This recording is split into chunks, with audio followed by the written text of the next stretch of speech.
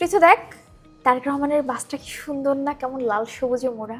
শুধু সৌন্দর্য না, তুমি এর ফিচারগুলি দেখো। এটা কিন্তু বিশেষ করে ওনার জন্য কাস্টমাইজ করে নিয়ে আসা হয়েছে। তাই নাকি? কি আছে রে বিশেষ এতে? বলছি, এই বাসটা জাপানের হিনো মোটরসের মেলফা বাস। বাসের জানালা থেকে শুরু করে পুরো বডি সবই বিশেষভাবে তৈরি। আর এই বাসটা কিন্তু পুরোটা বুলেট প্রুফ। ও, তার মানে এটা তো ধর যে কোনো ধরনের হামলা থেকে রক্ষা করতে পারবে এর যাত্রীদের, তাই না?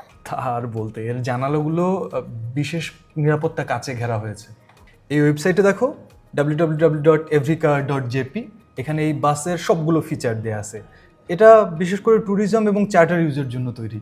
মানে 20-30 জন যাত্রী নিয়ে সরু বা পাহাড়ি রাস্তায় চলতে পারে এই বাসটা। এটা শুধু যে বাংলাদেশে তা কিন্তু না, বিশ্বের বিভিন্ন দেশেই আছে। বাসে চড়লে এরকম একটা বার্তা যায় যে যে নেতা আসলে বাসে চড়তে পারেন তিনি আসলে জনগণের অনেক কাছাকাছি থাকতে পারেন, কারণ বাস কিন্তু আলটিমেটলি আসলে গণপরিবহন। আর তাছাড়া ইউএসএ, ইউকে, জার্মানি, তুরস্ক, পাকিস্তান, কিউবায় দীর্ঘদিন ধরে নির্বাচনী প্রচারণায় ক্যাম্পেইন বাস হিসেবে বেশ জনপ্রিয় বাসের ব্যবহার। আর এসব দেশে যাতায়াতের মাধ্যম না, বরং চলন্ত রাজনৈতিক মঞ্চ, নিরাপত্তার কেন্দ্র, জনসংযোগের প্ল্যাটফর্ম হিসেবেও বাস বেশ জনপ্রিয়।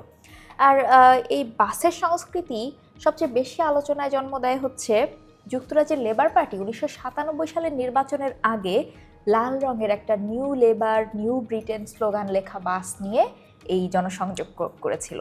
এবং তারপরে হচ্ছে জার্মানির সাবেক চ্যান্সেলর অ্যাঙ্গেলা মার্কেল, তারপরে হচ্ছে তুরস্কের রিসেপ তাইয়েপ এরদোয়ান, ওনারাও কিন্তু বাসে ভ্রমণ করেছেন বা জনসংযোগ করেছেন। আর পাকিস্তানের ইমরান খান তো বাসকে নিয়ে গেছেন শিল্পের পর্যায়ে, মানে সে চলন্ত সমাবেশ হিসেবে বাসকে একদম কৌশলগতভাবে রাজনৈতিক মঞ্চ হিসেবে ব্যবহার করেছেন।